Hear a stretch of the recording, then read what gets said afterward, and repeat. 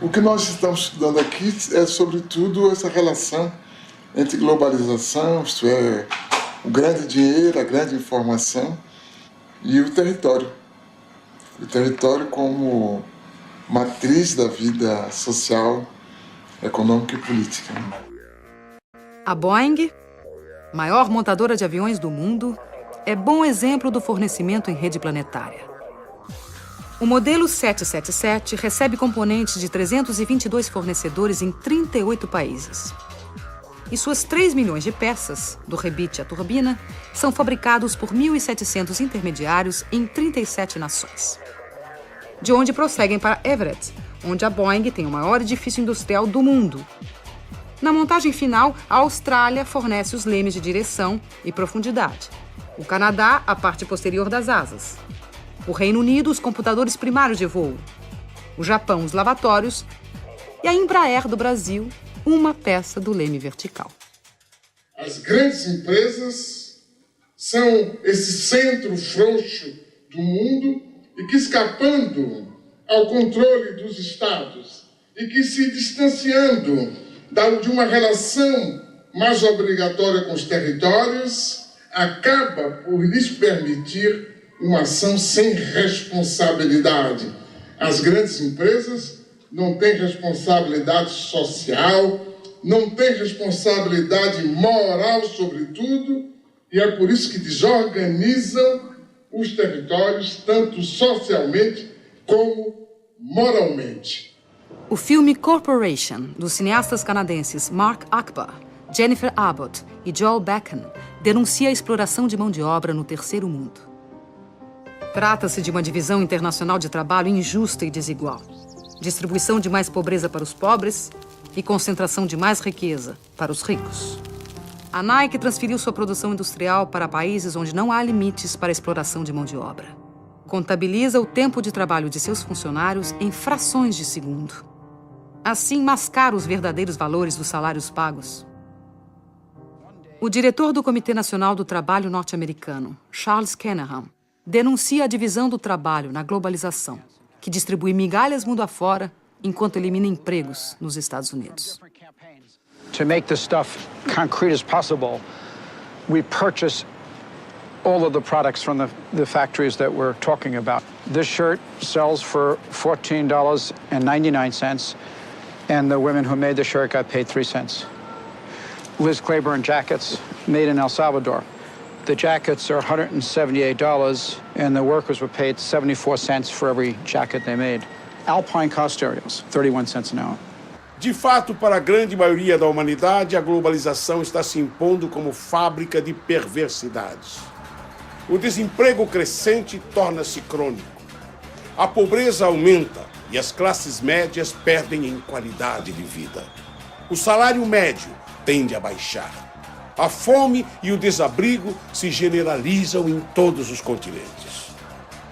A fila na Marquês de Sapucaí, no Rio de Janeiro, não é para assistir a nenhum desfile de escola de samba, mas simplesmente para conquistar uma vaga para a gari da empresa pública de coleta de lixo da cidade. A abertura dos portões revela a angústia dos que lutam por um emprego estável e seguro nesta globalização, onde os de baixo, a cada dia que passa, trabalham mais com menos direitos.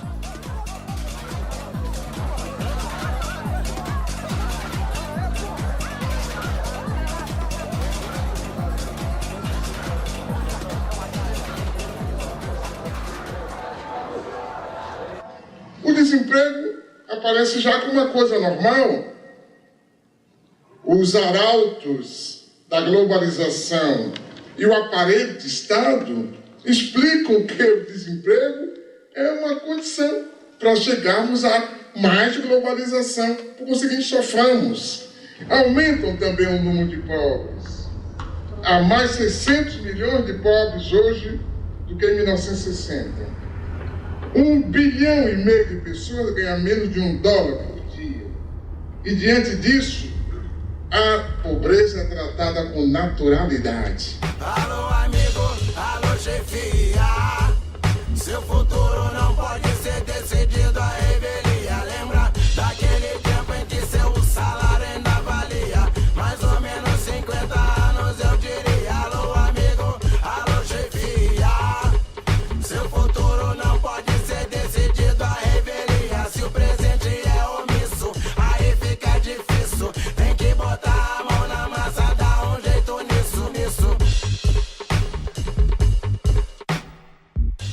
humanidade se divide em dois grupos.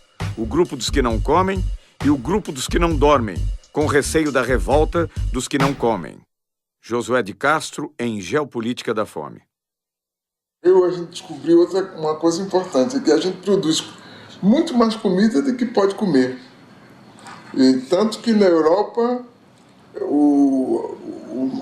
a comunidade europeia dá prêmio a quem deixa de produzir comida e castiga quem produz mais do que as cotas estabelecidas. Quer dizer, a questão da fome não é a questão de produção de alimentos, é a questão de distribuição. Isso a gente viu quando de certas epidemias de fome na África e na Ásia, os Estados Unidos se recusando a dar ajuda alimentar se certas condições políticas não fossem preenchidas. No caso do próprio Brasil, se há uma parte da população que não come corretamente, isso é culpa unicamente da forma como nós organizamos a sociedade. Não é que não haja alimento, não é que não se possa distribuir os alimentos. Apenas nós decidimos que alguns não devem comer, porque acaba por ser uma decisão que, se depois de tantos anos a gente aceita tranquilamente continuar discutindo a questão da fome, que me parece uma vergonha. A fome já não nos surpreende. Convivemos com ela cotidianamente, entorpecidos pela realidade que nos cerca. Caso o receituário do Banco Mundial seja seguido, teremos que aprender a conviver com a morte pela sede. There is a move right now to take over all the water resources worldwide. They are calling it, the transnational corporations are calling water blue gold. Hoje, mais de 1,5 bilhão de pessoas em todo o planeta não têm acesso à água. Mais de 3 bilhões de pessoas utilizam água sem tratamento, o que provoca diariamente a morte de 30 mil indivíduos no mundo. Nos últimos 10 anos, as transnacionais da água orquestram uma estratégia de controle do planeta. Empresas do setor têm suas ações fixadas em bolsas de valores dentro da lógica financeira, que nada tem a ver com a lógica da solidariedade.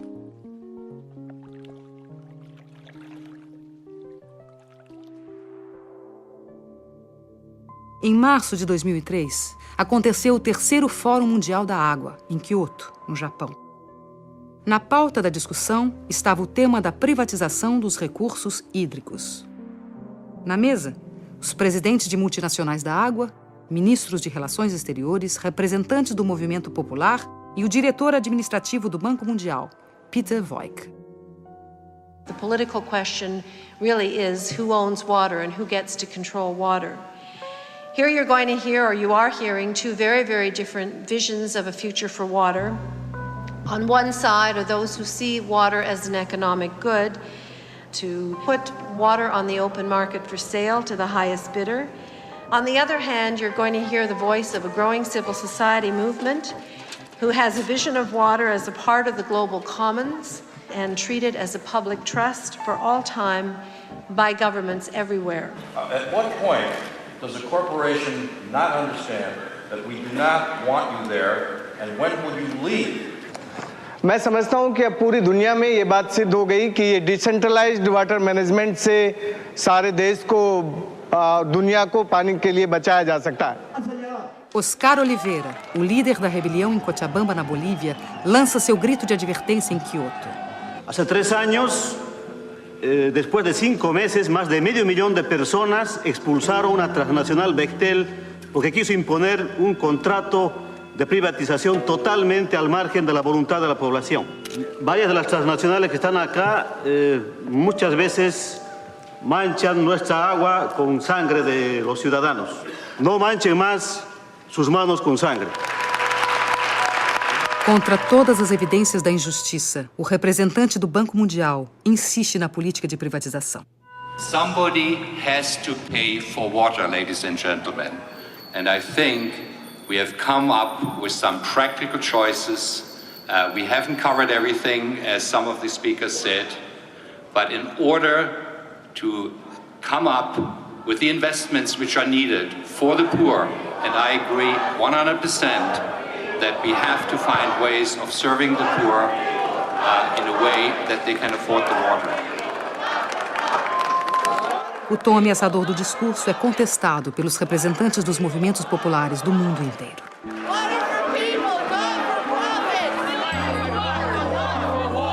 Enough is enough.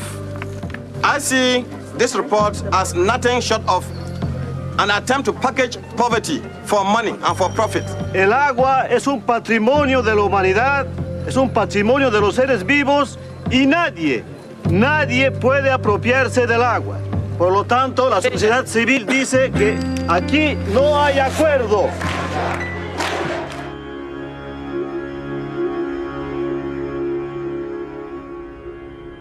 Os astronautas disseram que a única obra humana visível do espaço é a Grande Muralha da China. Esse dragão sinuoso de 23 séculos foi erguido contra as ameaças do deserto, os povos do norte árido, em busca das terras verdes do Império do Meio.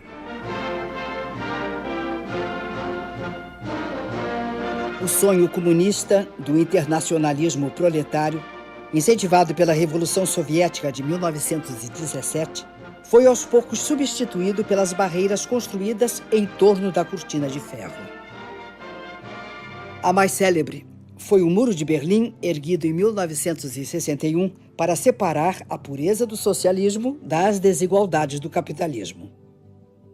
Tinha como missão impedir que as pessoas fugissem do glacial paraíso socialista.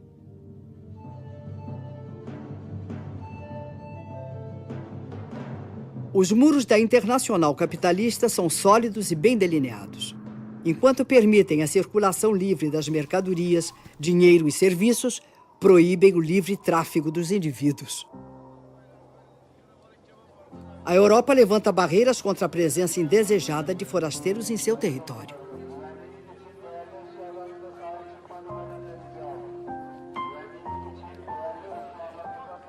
Refugiados frequentemente ficam no meio do caminho, sucumbindo de sede no deserto, afogados no Mediterrâneo, enquanto seus barcos precários naufragam. São ainda explorados pela máfia dos que os transportam clandestina e perigosamente. Os clandestinos são presos e recambiados para seus países. Os descendentes dos povos escravizados pelo colonialismo são excluídos do banquete da globalização. Qu'est-ce qui pousse ces gens, ces jeunes vers l'Europe? Mais c'est que justement, il n'y a pas de solution. Si vous mettez les économies de ces pays à genoux, avec la complicité de dirigeants que vous avez vous-même installés au pouvoir, mais effectivement, les gens ne vont pas mourir comme ça sans tenter de réagir. Évidemment, une chose peut paraître bizarre. C'est, pour moi en tout cas, toute cette énergie que des jeunes Africains mettent pour aller vivre en Europe. Pourquoi ils ne la mettent pas pour rester chez eux et se battre contre des systèmes politiques corrompus? Nos Estados Unidos, saltar cercas, cruzar rios ou atravessar desertos para vencer os muros que separam a fome do emprego pode provocar muito mais que ferimentos. Podem representar a prisão ou a morte.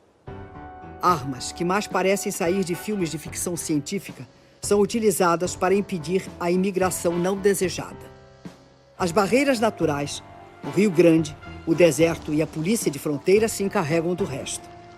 O presidente da República dos Estados Unidos elogia a eficiência do controle de fronteiras para impedir a entrada de brasileiros. Thanks to our actions, Brazilian illegal immigration dropped by 90%.